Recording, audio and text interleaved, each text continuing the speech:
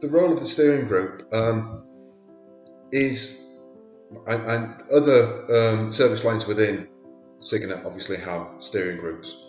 But within neuropsychiatry, because all of neuropsychiatry in Cygnet is fairly new, and many of the services are a year or less old, the steering group is also quite new and has the role in actually directing how services develop.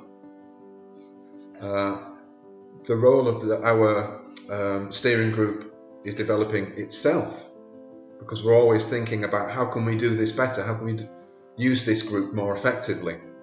And so it's been through a couple of iterations already in my short time here, and can achieve things in very, very short time. So the service model for neuropsychiatry was achieved within just a few months, which, when you think about the importance and the size of that piece of work, is a huge achievement. Is it perfect? Absolutely not.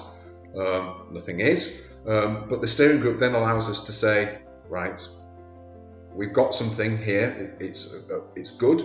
It's good enough. We can implement it, and then we can use that kind of cycle of quality improvement by saying, right, we're going to review it in the steering group in 6 months' time. We'll get the experience of this, we'll get the feedback, and then we'll feed that back in and we'll make things better. And we can decide within that what projects we want to focus on. So whether that is ensuring that the services we deliver are transdisciplinary or patient-centred, or that we're using the care plans effectively, we can feed those into the steering groups.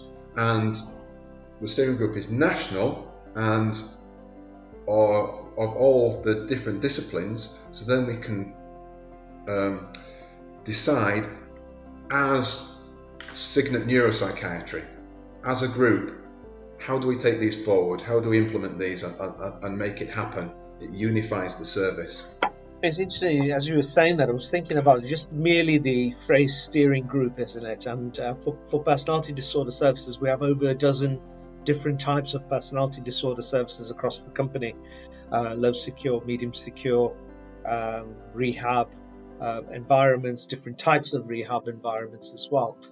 And what we effectively have is lots of moving parts of a car that could potentially be moving in various different directions, making a very inefficient car. And the steering group is, in effect, as it says, to kind of steer and get a singular, highly functional model. But any model has to keep improving it. It's got to keep the improvements going. And I think this idea that it's not, we don't just look at what's going on with national and international research and national guidance, such as NICE, the Royal College of Psychiatrists, or the British Association of Psychopharmacologists. We're looking at, within our own services, there are some unique things happening in different services that we then start to look at best practice across services. And from that, what we're getting from steering groups as well is little pieces of audit, little pieces of research that are starting to be developed.